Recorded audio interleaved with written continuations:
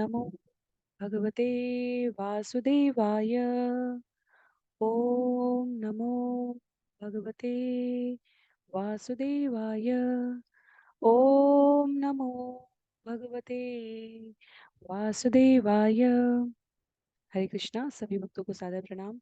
श्रीमद् भागवतम महापुराण सत्रों की इन श्रृंखला में आज सत्र 543 543 में सभी भक्तों का स्वागत है। हम सभी यहाँ पर श्रीमद् भागवतम महापुराण को अंतर्राष्ट्रीय कृष्ण भावनामृत संघ के संस्थापक आचार्य कृष्ण कृपा मूर्ति श्री श्रीमद अभय चरणारविंद भक्ति वेदांत स्वामी श्रील प्रभुपाद की पुस्तक के माध्यम से भक्तों के संग श्रवण करने का प्रयास कर रहे हैं।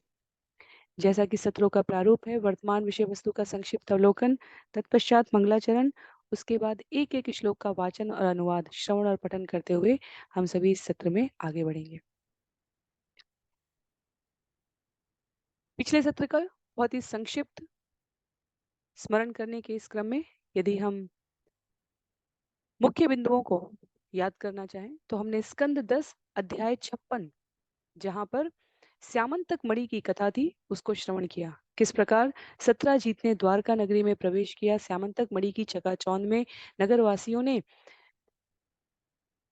सत्राजीत को देखा तो लगा सीधे सूर्यदेव ही आ गए हैं। भगवान श्री कृष्ण के पास सूचना पहुंची तो उन्होंने बताया कि ये सूर्यदेव का परम मित्र भक्त सत्राजीत है, जो सूर्यदेव द्वारा दी गई मणि से प्रतिदिन बहुत ही अधिक मात्रा में सोना प्राप्त करता है। भगवान कृष्ण ने सबके समक्ष सत्राजीत को कहा, ये तो यदुराज उग्रसेन के पास होनी चाहिए, राजकोष में होनी चाहिए मणि, जिससे कि समस्त प्रजा का, नागरिकों का कल्याण हो सके। सत्राजीत द्वारा इसे अस्वीकार किया गया। समयांतर पर सत्राजीत का भाई प्रसेनजित उस मणि को गले में पहनकर जंगल में शिकार करने के लिए गया, जहां सिंह ने उस अश्व को और प्रसेनजित दोनों को मार डाला। सिंह जो प्रसेनजित के गले की मणि थी उसे लेकर जा रहा था तो जाम्बवान ने सिंह को मार डाला और वो मणि अपनी पुत्र को खेलने के लिए दे दी। इधर सत्राजीत ने अपने भाई और मणि दोनों के न लौटने पर नगरवासियों में रोष प्रकट करते हुए कहा कि कृष्ण ने इस मणि की मांग की थी, संभव है कृष्ण ने ही मेरे भाई को मारकर ये मणि ले ली हो। कानाफूसी के इस दौर में भगवान श्री कृष्ण ने कहा, कुछ निवासी मेरे साथ चल सकते हैं, अब मैं तभी लौटूंगा जब मैं मणि के बारे में पता लगा लूंगा। भगवान श्री कृष्ण वन में जाते हैं। एक गुफा के बाहर प्रसेनजीत सिंह और अश्व तीनों को मरा हुआ पाते हैं। गुफा के भीतर प्रवेश करते हैं, नागरिकों से प्रतीक्षा करने को कहते हैं। नागरिक 12 दिन तक प्रतीक्षा करते हैं। भगवान श्री कृष्ण बाहर नहीं आते, नागरिक वापस चले आते हैं।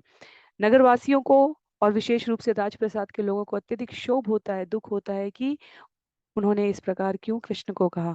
वहां भगवान श्री कृष्ण का जाम्बवान के साथ 28 दिन तक युद्ध चलता है और उसके पश्चात जाम्बवान भगवत प्रेरणा से पहचान जाते हैं कि ये और कोई नहीं, मेरे श्री आराध्य हैं। भगवान जाम्बवान को संतुष्ट कर, उसको प्रसन्न चित्त कर, उसकी कन्या जाम्बवती और मणि दोनों के साथ वापस लौट आते हैं।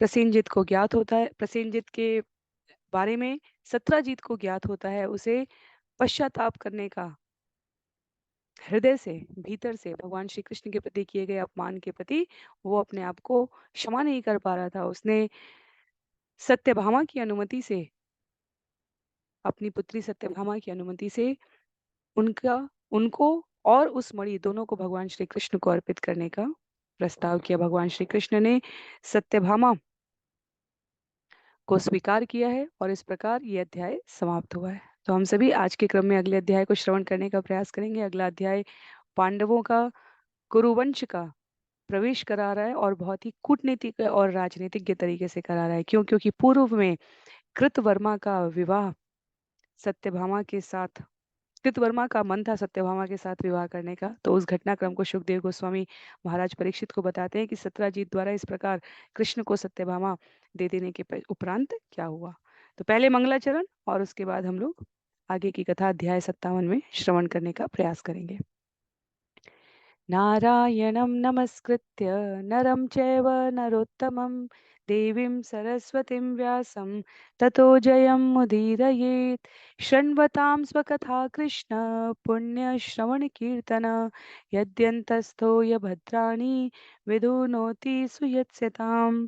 नष्टप्रायेषु भद्रेषु नित्यं भागवत सेवया भगवत्युत्तमश्लोके भक्तिर्भवति नैष्टिकी। ॐ अज्ञानतिमिरान्धस्य ज्ञानाञ्जनशलाकया चक्षुः उन्मीलितं येन तस्मै श्रीगुरुवे नमः। मूकं करोति वाचालं पङ्गुं लङ्घयते गिरिं यत्कृपातमहं वन्दे परमानन्दमाधवम्। वाञ्छाकल्पतरुभ्यश्च कृपा सिन्धुभ्य एव च पतितानां पावनेभ्यो वैष्णवेभ्यो नमो नमः। जय श्री कृष्ण चैतन्य प्रभु नित्यानंद श्री अद्वैत गदाधर श्रीवासादि गौर भक्त वृंद। हरे कृष्णा कृष्ण कृष्ण हरे हरे हरे राम राम राम हरे हरे। हरे कृष्णा कृष्ण कृष्ण हरे हरे हरे राम राम राम हरे हरे। हरे कृष्णा कृष्ण कृष्ण हरे हरे हरे राम राम राम हरे हरे।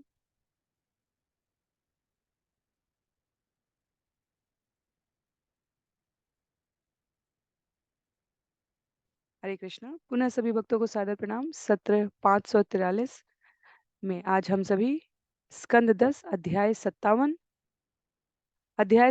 जिसका नाम है सत्राजीत की हत्या और मणि की वापसी, तो इसे श्रवण करने का प्रयास करेंगे। जिनके पास पुस्तक है वो पुस्तक का प्रयोग करेंगे। अन्य सभी की सुविधा के लिए श्लोक यहाँ स्क्रीन पर भी प्रस्तुत करने का प्रयास रहेगा। श्री बादरायणी उवाच विज्ञातार्थोऽपि गोविन्दो दग्धानाकर्ण्य पाण्डवान् कुन्तीं च कुल्यकर्णे सह रामो ययौ कुरुन्।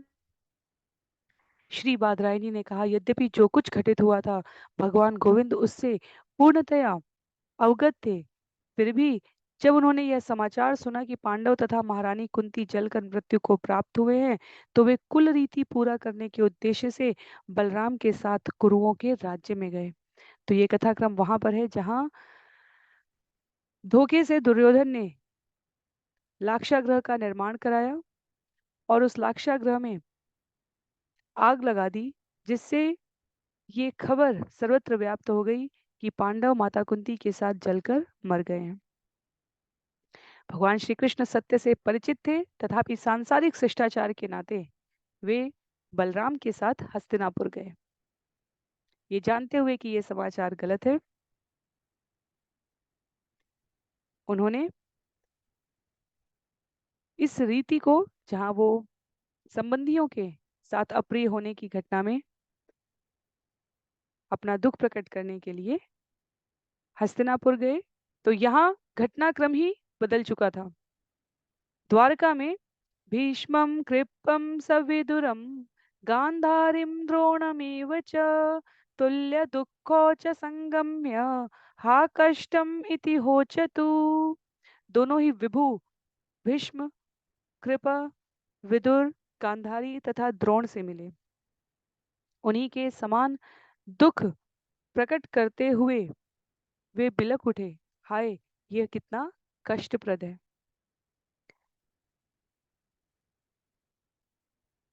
ये वो नाम है वास्तव में, भीष्म, कृप, विदुर, गांधारी, द्रोण, जो वास्तव में दुखी थे। भागवतम कहता है, श्रीमद् भागवतम में जो महाभारत के उस भाग के रूप में प्रकट किया जाता है जहाँ व्यासदेव भगवान श्री कृष्ण की भक्तों के मुख से उनकी महिमा के बारे में बता रहे हैं। गांधारी वास्तव में दुखी थी। वे इस संभावित घटना के बारे में सोच सोच कर अपने आप को इसका विशेष रूप से कारण समझते हुए अत्यधिक निराशा की अवस्था में थे।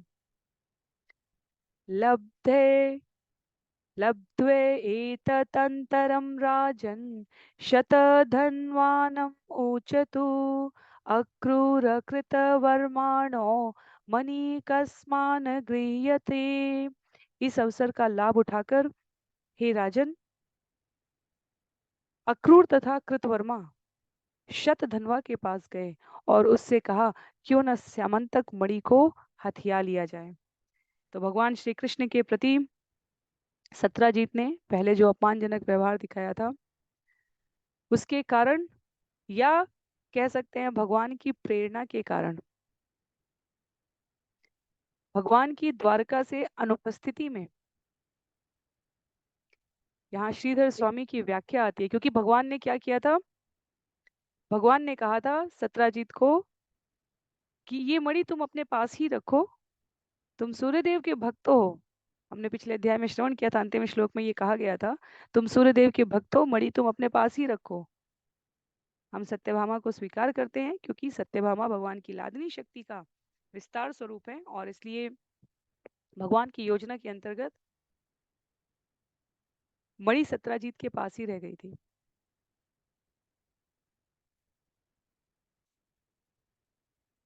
जब प्रश्न सामान्यतः ये आता है कि कैसे भगवान के वंश के नायक आपस में ही, जब भगवान ने लीला तिरोधान करके इस धराधाम से जाने का मन बना लिया था, तो ये प्रश्न आता है कि कैसे यादव आपस में ही, जो भगवान के वंश के वीर रहे हैं, वो आपस में ही मरने कटने लगे थे और सबने एक दूसरे का नाश कर दिया था। प्रादुर्भाव यहीं से दिखाया जा रहा है।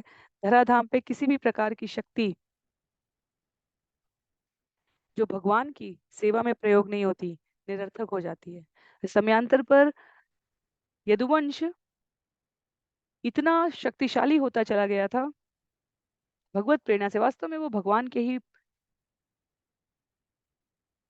पार्षदों का इस धराधाम पर लीला में विस्तार था, और उनके जाने का कोई ना कोई माध्यम, कोई ना कोई शिक्षा, कोई ना कोई नीति निर्देश सामान्य जनों को प्राप्त होना चाहिए। उस क्रम में श्रील श्रीधर स्वामी यहाँ उल्लेख करते हैं कि अक्रूर और कृतवर्मा ने शतधन्वा से जाकर कहा होगा कि सत्राजीत को मारकर, तुम तो अधिक बहादुर हो, तुम सत्राजीत को मारकर वो मणि वापस प्राप्त कर लो, यदुवंश के लिए, यदुराज उग्रसेन के लिए।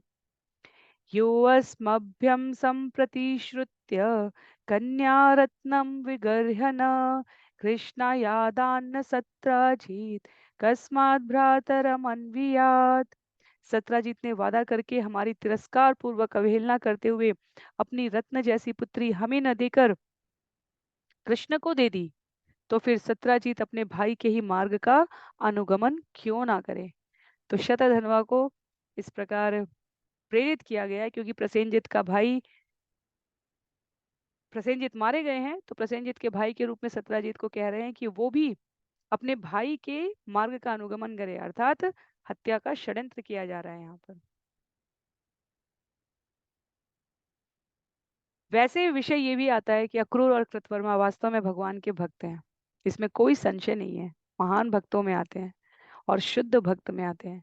फिर उनके द्वारा इस प्रकार का व्यवहार अनापेक्षित है, असामान्य है। तो आचार्यों की व्याख्या है क्योंकि उन्होंने गोकुल वासियों का दिल दुखाया था, उनके क्रोध के शिकार बने थे, इसलिए वो इस प्रकार के कुकृत्य को कराने का माध्यम बने। और कृतवर्मा ने एक समय पर कंस के सहयोगी के रूप में कार्य किया था। दोनों ही भोजवंश के थे और इसलिए उन्हें उनकी संगति का फल मिल रहा था। वैसे आचार्यों की ये भी व्याख्या की गई है कि दोनों ही सत्राजीत से वास्तव में नाराज थे क्योंकि उन्होंने कृष्ण का अपमान किया था। तो यहाँ द्रोह कृष्ण के प्रति नहीं है, कृष्ण के प्रति किए गए अपमान का बदला लेने के लिए अक्रूर और कृतवर्मा के द्वारा सत्राजीत को मरवाने का ये जो कृत्य करवाया जाता है, उसमें माध्यम बनी पूर्ववत घटनाएं, उनके पूर्ववत संग का, कृत्य का परिणाम। तो दोनों प्रकार के बिंदुओं को जोड़ते हुए एक तो ये कि अक्रूर ने ब्रजवासियों को दुखी किया था। सब कुछ भगवान की योजना से ही हो रहा है, पर अक्रूर ने ब्रजवासियों को दुखी किया था, कृतवर्मा ने कंस का साथ दिया था। दूसरा, दोनों भगवान के भक्त हैं और भगवान के इस अपमान से इस प्रकार सत्यजीत का छोड़ा जाना उन्हें प्रिय न लगा था। तो इन बिंदुओं को जोड़ते हुए उन्होंने जो कृत्य किया वो कृष्ण के विपरीत नहीं था, तथापि कृष्ण के संबंधी सत्यभामा भगवान की प्रिय पत्नी थी। उनके लिए अप्रिय होने जा रहा था यदि सत्यजीत का इस प्रकार वध किया गया होता। तो भगवान के प्रतिद्वंदी नहीं है वे, तथापि कहीं ना कहीं प्रच्छन्न रूप से प्रतिद्वंदी जैसा उन्होंने ये व्यवहार कर दिया। बताते हैं आगे घटनाक्रम में। श्लोक संख्या 5। एवं भिन्न मतिस्ताभ्याम सत्राजितम असत्तमम शयानम अवधिल्लोभात सह पापः क्षीण जीवित। इस तरह उनका उसका मन उनकी सलाह से प्रभावित हो गया और दुष्ट शतधन्वा ने लोभ में आकर सत्राजीत को सोते हुए मार डाला। इस तरह पापी शतधन्वा ने अपनी आयु क्षीण कर ली। तो सत्राजीत मारे जाते हैं। सबको अपने अपने कर्म के परिणाम के अनुरूप प्रारब्ध से गति प्राप्त हुई है। प्रत्यक्ष या अप्रत्यक्ष रूप से जो भगवान की योजना में सहायक नहीं रहे या योजना की में सहायता करते हुए किसी प्रकार के रोष के कारण बने, उन सबको यहाँ पर अब परिणाम प्राप्त हो रहा है। श्रील विश्वनाथ चक्रवर्ती ठाकुर कहते हैं शतधन्वा वास्तव में दुष्ट प्रवृत्ति का था और सत्राजीत से अत्यंत घृणा करता था। इसलिए माध्यम अक्रूर और कृतवर्मा अवश्य बने, पर कृत्य का परिणाम अपने कर्मों के अपेक्षित था। स्त्रीणां विक्रोशमानानां क्रन्दनतीनां अनाथवत् हत्वा पशून् सैनिकवन् मणिम् आदाय जग्मीवान। जब शत्राजीत के महल की स्त्रियां चीख रही थी और असहाय की तरह रो रही थी, तब शतधन्वा ने वह मणि ले लिया और वहां से चलता बना, जैसे कुछ पशुओं का वध करने के बाद कोई कसाई करता है। सत्यभामा च पितरं हतं वीक्ष्य शुचार्पिता व्यलपत्तात तातेति हा हतास्मीति मुह्यति। जब सत्यभामा ने अपने मृत पिता को देखा तो वे शोक में डूब गई। मेरे पिता, हाय मैं मारी गई, विलाप करती हुई वे मूर्छित होकर गिर गई। तैलद्रोण्यामृतं प्रास्य जगाम गजसाह्वयम् कृष्णाय विदितार्थाय तप्ता चख्यो पितुर्वधम। रानी सत्यभामा अपने पिता के शव को तेल के एक विशाल कुंड में रखकर हस्तिनापुर गई, जहां उन्होंने अपने पिता की हत्या के बारे में बहुत ही शोकातुर होकर कृष्ण को बतलाया, जो पहले से इस स्थिति को जान रहे थे। तो भगवान श्री कृष्ण जब हस्तिनापुर में थे तब ये कृत्य घटित हुआ है।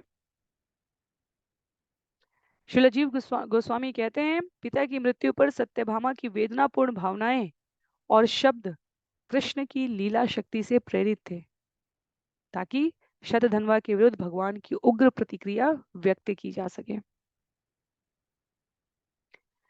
हस्तिनापुर में रहते हुए कृष्ण और बलराम ने सत्यभामा के द्वारा जब ये समाचार सुना तो तदा कर्णेश्वर और राजन अनुसृत्य नृलोकताम अहो न परमं कष्टम इत्यस्त्राक्षो विलेपतु। हे राजन, जब कृष्ण तथा बलराम ने यह समाचार सुना तो वे आह से भर उठे। हाय, यह तो हमारे लिए सबसे बड़ी दुर्घटना है। इस तरह मानव समाज की रीतियों का अनुकरण करते हुए वे शोक करने लगे और उनकी आंखें आंसुओं से टपटपा आई। आगत्य भगवान तस्मात् सभार्य स अग्रजपुरम शतधन्वानम आरेभे हंतुम हर्तुम मणिम तत। भगवान अपनी पत्नी तथा बड़े भाई के साथ अपनी राजधानी लौट आए। द्वारका आकर उन्होंने शतधन्वा को मारने और उससे मणि छीन लेने की तैयारी की है। सोऽपि कृतोद्यमं ज्ञात्वा भीतः प्राणपरीप्सया साहाय्ये कृतवर्माणम् अयाचत स चाब्रवीत्। यह जानकर कि भगवान कृष्ण उसे मार डालने की तैयारी कर रहे हैं, शतधन्वा भयभीत हो गया। वह अपने प्राण बचाने के लिए कृतवर्मा के पास गया और उससे सहायता मांगी, किंतु कृतवर्मा ने इस प्रकार उत्तर दिया, नाहमीश्वरयो कुर्यां हेलनं रामकृष्णयो को नु क्षेमाय कल्पेत तयोर्वृजिनम् आचरन् कंस सहानुगोपीतो यद् अदद्वेषात्याजितश्रिया जरासन्ध सप्तदश संयोगा द्विरथो गत। कृतवर्मा ने कहा, मैं भगवान श्री कृष्ण तथा बलराम के विरुद्ध अपराध करने का दुस्साहस नहीं कर सकता।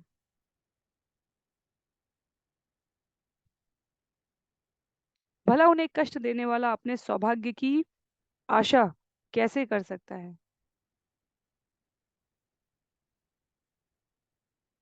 कंस तथा उसके सारे अनुयायियों ने उससे उनसे शत्रुता वश अपनी संपत्ति तथा अपने प्राण गंवाए और उनसे 17 बार युद्ध करने के बाद जरासंध के पास एक भी रथ नहीं बचा।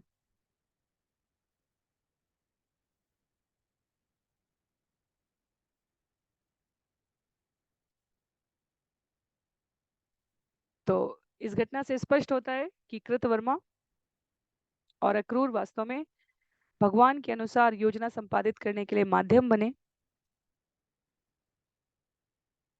क्योंकि अवसर आने पर शतधन्वा जब उपस्थित हैं कृष्ण के द्वारा भावी अनिष्ट गति को प्राप्त करने के लिए, तो, तो अक्रूर और कृतवर्मा के इस उत्तर की उन्हें अपेक्षा न थी।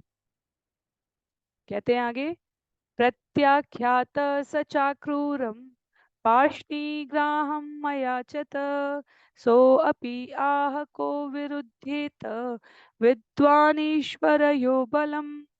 अपनी याचना अस्वीकृत हो जाने पर शतधन्वा अक्रूर के पास गया और अपनी रक्षा के लिए उनसे अनुनय विनय की, किंतु अक्रूर ने भी उसी तरह उससे कहा, भला ऐसा कौन है जो उन दोनों के बल को जानते हुए उन दोनों विभुओं का विरोध करेगा।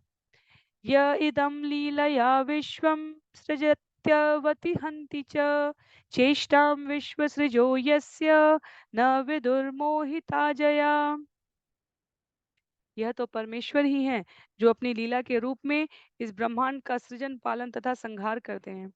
यहाँ तक कि विश्व सृष्टागण भी उनके प्रयोजन को नहीं समझ पाते, क्योंकि वे उनकी माया द्वारा मोहग्रस्त रहते हैं। तो अक्रूर शतधन्वा को अब एकेश्वरवाद के दृढ़ सिद्धांत अनेकानेक वैदिक ग्रंथों में बताई गई भगवान की सर्वशक्तिमत्ता को यहाँ शतधन्वा के समक्ष प्रस्तुत करें। इसीलिए किसी भी कार्य को करने से पहले हमें जीवन में शास्त्र को, संग को और संसाधन को बहुत सोच विचार कर प्रयोग करना चाहिए। व्यवहारिक रूप से देखा जाए तो अक्रूर और कृतवर्मा ने शतधन्वा को प्रेरित किया था ये कार्य करने के लिए, तथापि वो स्वयं मित्र के रूप में सहायता की अपेक्षा करते हुए शतधन्वा की मदद नहीं कर रहे हैं। आध्यात्मिक अर्थ में देखा जाए तो यह अवश्यम भावी घटना थी, क्योंकि शतधन्वा स्वभाव से सत्राजीत से वैर रखता था और अक्रूर और कृतवर्मा के कथन तो केवल माध्यम बने हैं उसके द्वारा इस कृत्य को संपादित करने के लिए। तो भागवतम स्पष्ट कहता है कि अक्रूर और कृतवर्मा अपराधी नहीं है, ऐसा नहीं है। शतधन्वा ने प्रत्यक्ष अपराध किया है और अक्रूर और कृतवर्मा प्रच्छन्न रूप से यहाँ पर अपराध कर रहे हैं। दोनों ही स्थितियों में, पहले शतधन्वा को इस प्रकार से उकसाकर और अब मित्रता में सहयोग ना करते हुए। अक्रूर की बुद्धिमत्तापूर्ण भाषा। य सप्तहायनः शैलम् उत्पाट्येकेन पाणिना दधार लीलया बाल उक्षीलिंद्रम इवार्भक। 7 वर्षीय एक बालक के रूप में कृष्ण ने समूचा पर्वत उखाड़ लिया और आसानी से इसे ऊपर उठाए रखा, जिस तरह एक बालक कुकुर मुत्ता उठा लेता है।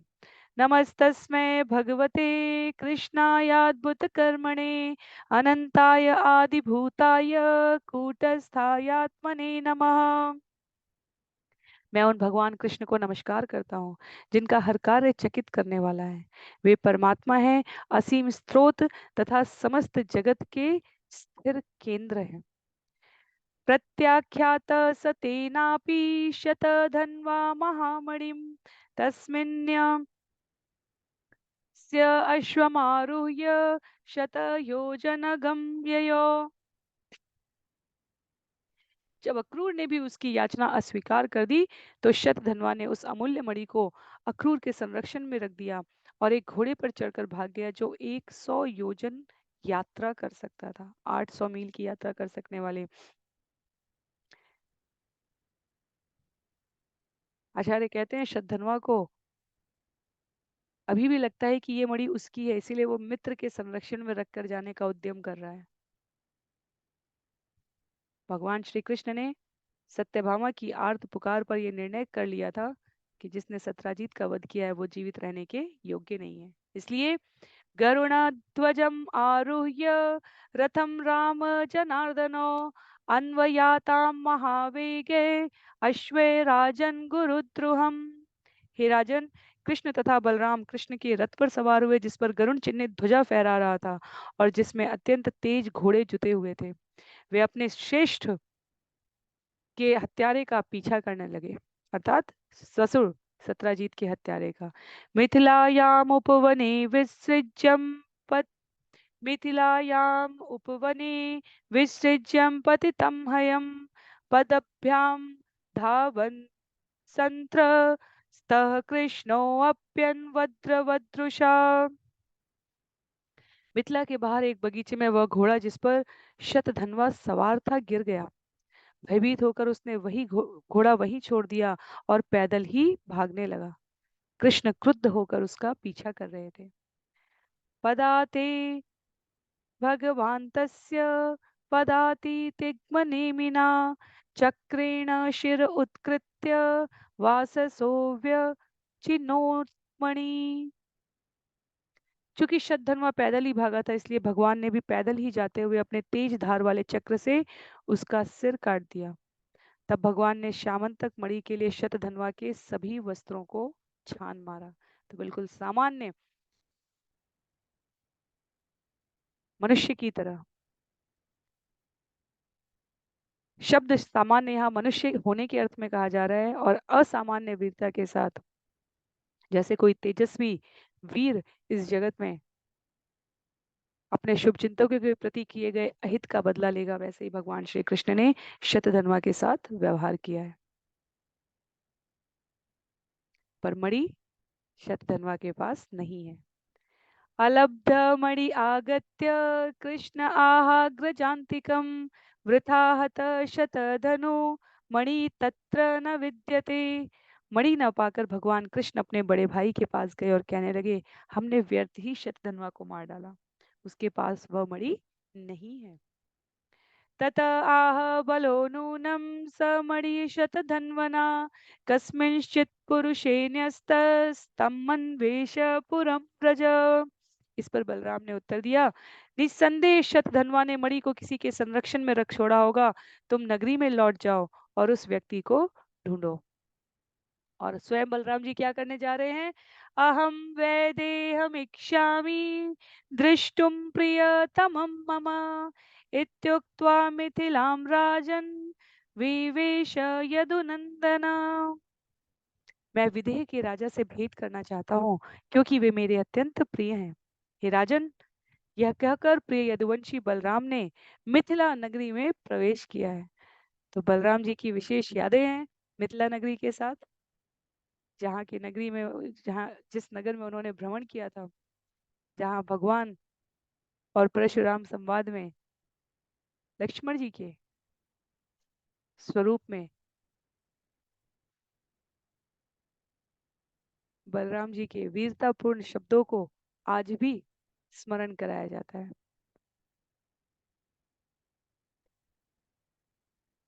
तो बलराम जी ने निर्णय लिया कि वो बलदेव, जो मिथिला नगरी के राजा हैं, उनके प्रिय मित्र हैं, उनके साथ वो नगर में कुछ समय व्यतीत करेंगे और कृष्ण को वापस भेज दें। क्योंकि नगर के बाहर शतधन्वा को मारा है, तो सुखदेव गोस्वामी कहते हैं, तम दृष्ट्वा सहसोत्थाय मैथिलः प्रीतमानस अर्हाम आस विधिवत अर्हणीयम समर्हणे। जब मिथिला के राजा ने बलराम को समीप आते देखा, तो वह तुरंत अपने आसन से उठ खड़ा हुआ। राजा ने बड़े प्रेम से विशद पूजा करके परम आराध्य प्रभु का सम्मान शास्त्रीय आदेशों के अनुसार किया।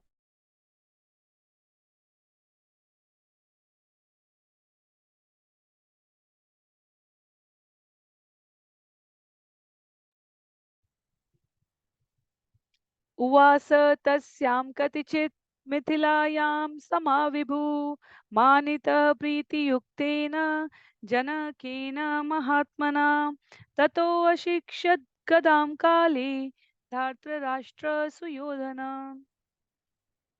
सर्वशक्तिमान भगवान बलराम अपने प्रिय भक्त जनक महाराज से सम्मानित होकर मिथिला में कई वर्षों तक रुके रहे।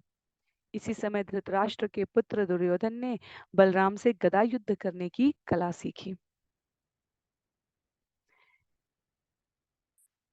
महाभारत में जब हम श्रवण करते हैं कि बलराम के शिष्य दुर्योधन कब हो गए, उसकी भूमिका यहाँ स्थापित की जा रही है।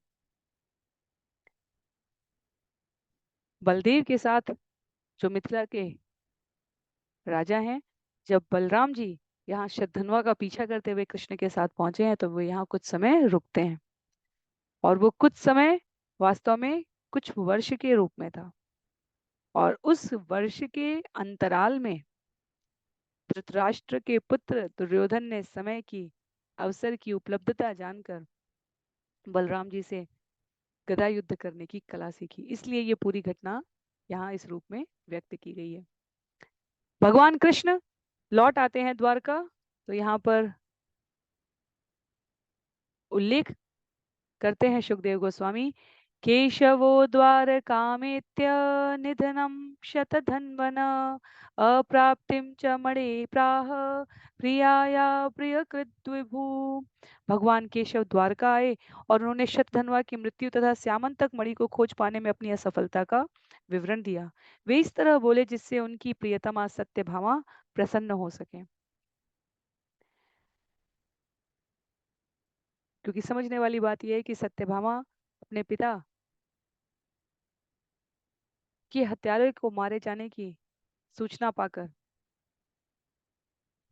प्रसन्न थी। तथापि श्यामंतक मणि अभी खोजी जानी बाकी थी और भगवान कृष्ण ने अपने संकल्प को व्यक्त किया कि वो इसे खोज निकालेंगे, ढूंढ निकालेंगे। इसलिए वे कृष्ण के इस संकल्प को सुनकर भी संतुष्ट हुई हैं। आगे बताते हैं सुखदेव गोस्वामी, ततः स कारयामास क्रियाबंधो हतस्य वै साकं सुहृद्भि भगवान्या यास्यु सांपरायिकी। तब भगवान कृष्ण ने अपने मित्र संबंधी सत्राजीत के लिए विविध अंतिम संस्कार संपन्न कराए। भगवान परिवार के शुभचिंतकों के साथ शव यात्रा में सम्मिलित हुए। अक्रूरः कृतवर्मा च श्रुत्वा शतधनुर्वधं व्यूशतुर्भयवित्रस्तौ द्वारकाया प्रयोजको। जब अक्रूर तथा कृतवर्मा ने, जिन्होंने शुरू में शतधन्वा को अपराध करने के लिए उकसाया था, यह सुना कि वह मारा गया है, तो वे भय के कारण द्वारका से भाग गए और उन्होंने अन्यत्र जाकर शरण ली है। अक्रूरे प्रोषितेरिष्टानि आसन वै द्वारकोकसाम् शारीरा मानसास्तापा मुहुदैविक भौतिका। अक्रूर की अनुपस्थिति में द्वारका में तमाम अपशगुन होने लगे और वहां के निवासी शारीरिक तथा मानसिक कष्टों के अतिरिक्त दैविक तथा भौतिक उत्पातों से भी त्रस्त रहने लगे।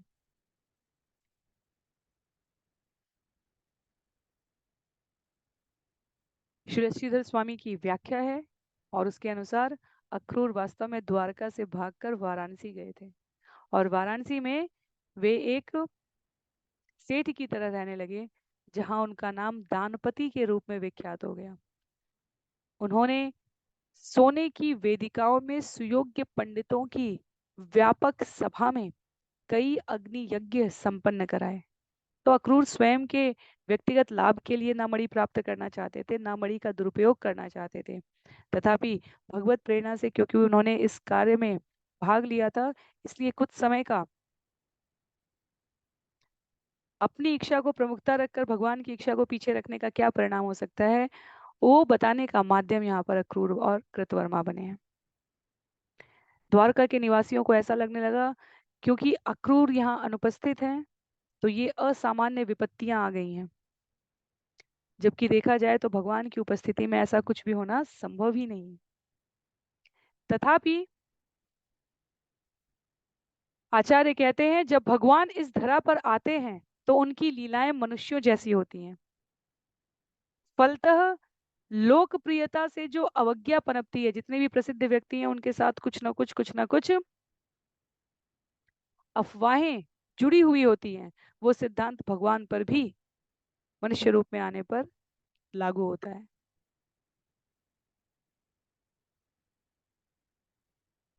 और न केवल भगवान पर अपितु भगवान के भक्तों पर भी लागू होता है। तो अक्रूर इस समय उसी घटना के केंद्र में जीवन यापन कर रहे हैं। बताते हैं सुखदेव गोस्वामी इत्यंगोपदिशन्त्येके विस्मृत्य प्रागुदायतम मुनिवास निवासे किम घटे तारिष्ट दर्शनम। कुछ लोगों ने प्रस्तावित तो किया कि ये विपत्तियां अक्रूर की अनुपस्थिति के कारण हैं, तथापि वे भगवान की उन महिमाओं को भूल गए थे जिनका वर्णन वे प्रायः स्वयं किया करते थे।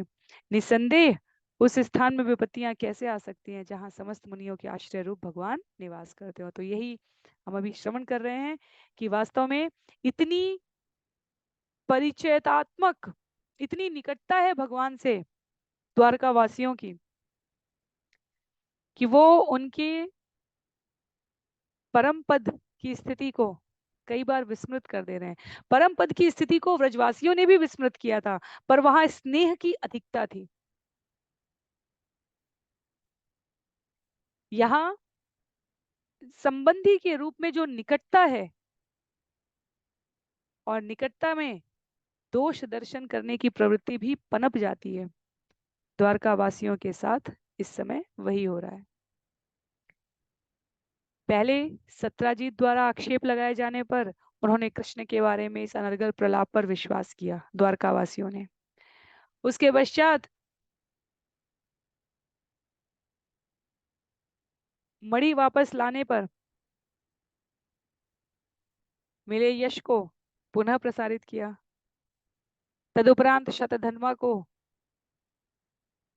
मिथिला जाकर मार के आने के बाद भी मणि नहीं मिली है, तो भी दबे हुए शब्दों में कृष्ण के सामर्थ्य पर प्रश्न चिन्ह किया।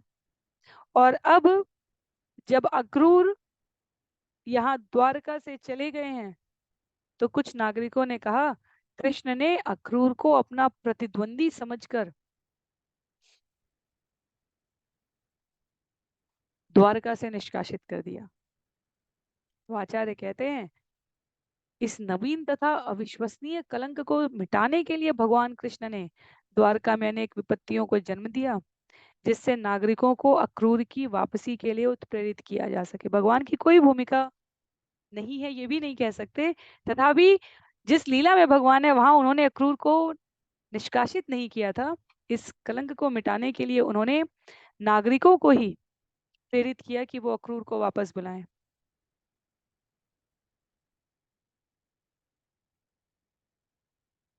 श्लोक संख्या 32 में द्वारका के नागरिकों की मनस्थिति को बताते हुए आचार्य कहते हैं, देवे अवर्षति काशी ईश स्वफलकाय गताय वे स्वसुतां गान्धिनीं प्रादात् ततः अवर्षत स्म काशीषु। बड़े बूढ़ों ने कहा, पूर्व काल में जब इंद्र ने काशी पर वर्षा करनी बंद कर दी थी, तो उस शहर के राजा ने अपनी पुत्री गांधिनी श्वफल्क को दे दी थी, जो उस समय उससे मिलने आया था। तब तुरंत ही काशी राज्य में वर्षा हुई थी। तो श्वफल्क कौन है? अक्रूर के पिता हैं। और नागरिकों ने सोचा कि पुत्र भी पिता की ही भांति शक्ति संपन्न होंगे। तो श्री विश्वनाथ चक्रवर्ती ठाकुर का संकेत है यहाँ पर कि अक्रूर का संबंध काशी के राजा से था, जो कि उसका नाना लगेगा। अतः विपत्ति के समय अक्रूर उस शहर को गया। तो काशी राज ने अक्रूर के पिता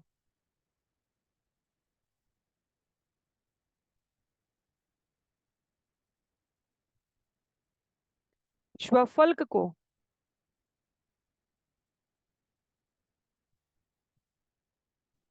अपनी पुत्री प्रदान की थी। और इसलिए विपत्ति के समय अक्रूर को यह पता था कि काशी में तो वो सुरक्षित है, और इसलिए वो काशी गए हैं। तत्सुत तत्प्रभावोऽसौ अक्रूर यत्र यत्र देव अभिवर्षते तत्र न उपतापानमारिका। जहाँ भी इंद्र के ही समान शक्तिशाली उसका बेटा अक्रूर ठहरता है, वहीं वह पर्याप्त वर्षा करेगा। निसंदेह वह स्थान समस्त कष्टों तथा असामयिक मृत्युओं से रहित हो जाएगा। तो ये अक्रूर की शुभता है, जिसके कारण ये विश्वास है द्वारका के निवासियों में कि जिस प्रकार अक्रूर के पिता इतने प्रभावशाली रहे कि उनकी उपस्थिति से काशी की तत्कालीन समस्त समस्याएं समाप्त हो गई थी, वैसे अक्रूर यहाँ पर पिता भी पुत्र भी पिता के समान ही शक्तिशाली है। इसलिए अक्रूर जब तक द्वारका में है, तब तक कोई विपत्ति ऐसी भौतिक दैविक नहीं आ सकती। और क्योंकि अब अक्रूर नहीं है, इसलिए द्वारका वासियों को ये सब कष्ट भोगने पड़ रहे हैं। तो ये सब उनके तर्क, गणित, अनुमान, अंदेशे का समुच्चय था। और भगवान इसमें हस्तक्षेप नहीं करना चाहते। भगवान जानते हैं कि ये कि अपशगुन मात्र अक्रूर की अनुपस्थिति से नहीं है। सुखदेव गोस्वामी स्पष्ट भी करते हैं, आगे कहते हैं, इति वृद्ध वच श्रुत्वा नैतावत इह कारणम इति मत्वा समान्नाय प्राह क्रूरम जनार्दन। वृद्ध जनों से ये वचन सुनकर भगवान जनार्दन ने यह जानते हुए कि अपशगुनों का एकमात्र कारण अक्रूर की अनुपस्थिति नहीं थी, उन्हें द्वारका वापस बुलवाया और बोले। तो परम नियंता भगवान की उपस्थिति के उपरांत भी यदि नागरिकों को ये लगे कि इस नगर में कुछ अप्रिय किसी सामान्य जन की अनुपस्थिति से हो सकता है, तो आचार्य इसे कहते हैं ये निकटता का दोष है।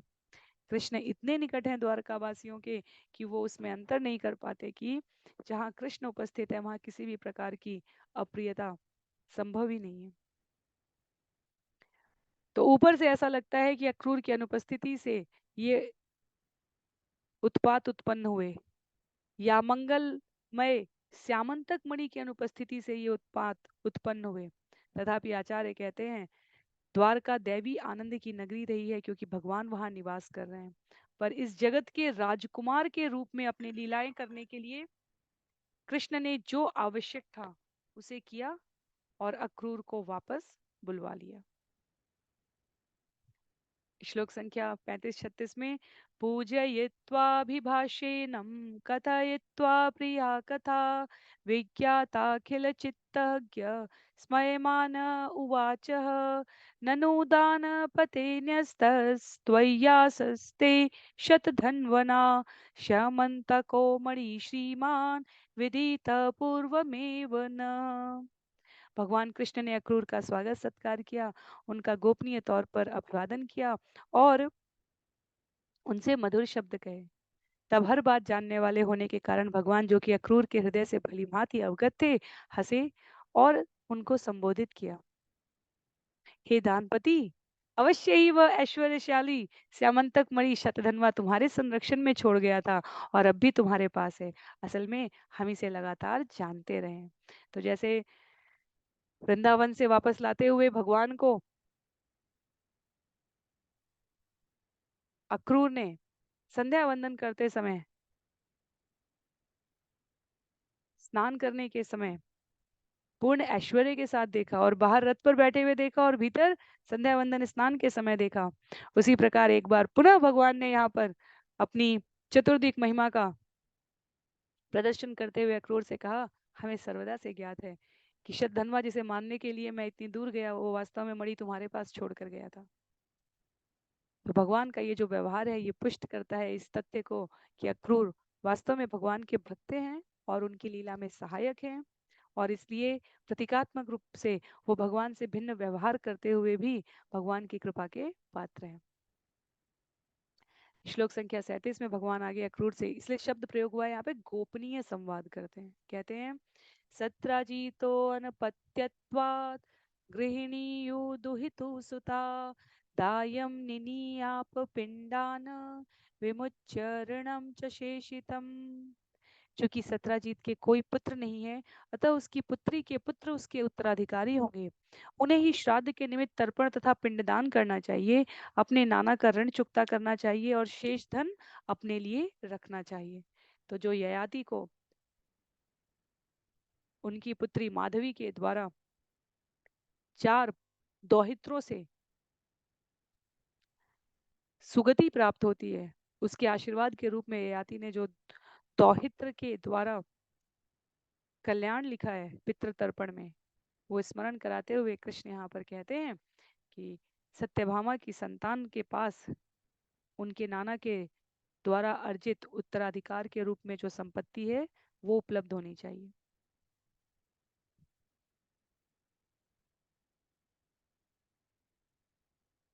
श्रील प्रभुपाद ने श्री कृष्ण पुस्तक में व्याख्या दी है।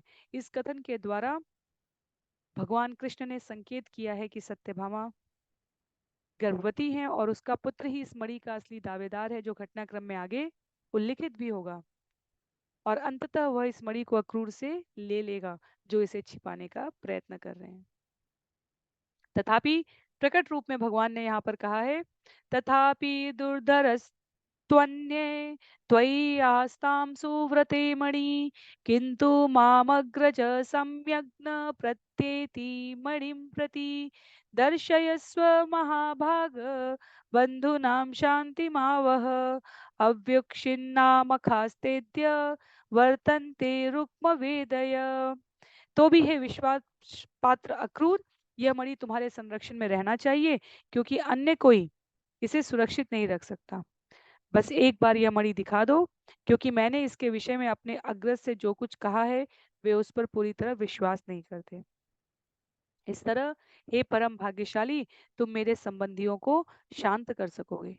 हर व्यक्ति जानता है कि मणि तुम्हारे पास है, क्योंकि तुम इस समय लगातार सोने की बनी वेदिकाओं में यज्ञ संपन्न कर रहे हो। तो आरोप कृष्ण पर है। भगवान अक्रूर से कहते हैं कि शास्त्रीय विधि के अनुसार तो इस मणि पर सत्यभामा के पुत्रों का अधिकार होने जाएगा, तथापि मेरे कहने से अभी ये तुम्हारे संरक्षण में ही रहनी उचित है, क्योंकि तुम इस मणि की संपत्ति से निरंतर धार्मिक यज्ञ कर रहे हो। दानपति के रूप में सोने की वेदिकाओं पर यज्ञ करने की क्षमता वास्तव में मणि की शक्ति की सूचक है। तो सामान्य जनवासियों को ये पूर्ण रूप से ज्ञात हो जाए कि मणि मेरे संरक्षण में नहीं, सदैव से तुम्हारे संरक्षण में थी, जब से सत्राजीत को मारा गया है, तो हम सभी का कार्य सुगम हो जाएगा। एवं सामभिरालब्ध श्वफल्कतनयो मणिम् आदाय वास साक्षन्न ददौ सूर्य समप्रभम। इस तरह भगवान श्री कृष्ण के समन्वयात्मक शब्दों से लज्जित होकर श्वफल का पुत्र उस मणि को वहां से निकाल कर ले आया जहां उसने अपने वस्त्रों में छिपा रखा था और उसे भगवान को दे दिया। यह चमकीला मणि सूर्य की तरह चमक रहा था। तो बहुत सारी घटनाएं, बहुत सारे तथ्य और बहुत सारी पात्रों की विविधतापूर्ण कार्यों की यहाँ पर प्रस्तुति है इस अध्याय में। श्लोक संख्या 41 में कहते हैं, स्यमंतकम दर्शयित्वा ज्ञातेभ्यो रज आत्मना विमृज्य मणिना भूय तस्मै प्रत्यर्पयत् प्रभु। अपने संबंधियों को श्यमंतक मणि दिखला चुकने के बाद सर्वशक्तिमान भगवान ने अपने विरुद्ध लगे झूठे आक्षेपों को दूर करते हुए उसे अक्रूर को लौटा दिया। तो जब से श्यमंतक मणि का प्रवेश हुआ है, वास्तव में सत्राजीत का प्रवेश हुआ है, तब से भगवान की ख्याति पर जो अल्पकाल के लिए ही सही पर सांसारिक चक्र में आक्षेप लगा, वो अब दूर हो गया। तो दूसरी बार श्यमंतक मणि को लेकर इस प्रकार से जो अपराध आरोप नगरवासियों ने लगाया था उसका अब निराकरण हो गया। भगवान ने अपनी सच्चरिता सिद्ध की, द्वारका ले आए। आचार्य कहते हैं, घटनाओं की ये विस्मयजनक श्रृंखला प्रस्तुत करती है, प्रदर्शित करती है कि जब भगवान इस धराधाम पर अवतरित होते हैं तो उनके समकक्षों में उनकी आलोचना की प्रवृत्ति पाई जाती है, जो इस जगत के मूल स्वभाव को प्रकट करती है कि ये भौतिक संसार छिद्रान्वेषण की दूषित प्रवृत्ति से भरा हुआ है। दूसरों में दोष देखने की जो प्रवृत्ति है वो इतनी घातक है इस जगत में कि भगवान भी यदि मनुष्य रूप में आ जाएं तो जीव भगवान में भी गलतियां ढूंढ लेता है। भगवान राम और माता सीता के प्रसंग में जहां जब भगवान माता सीता को अपने संग रखते हैं राम रावण युद्ध के पश्चात, तब भी नगरवासियों द्वारा आक्षेप किया जाता है। जब भगवान वन में भेज देते हैं तब भी आक्षेप किया जाता है।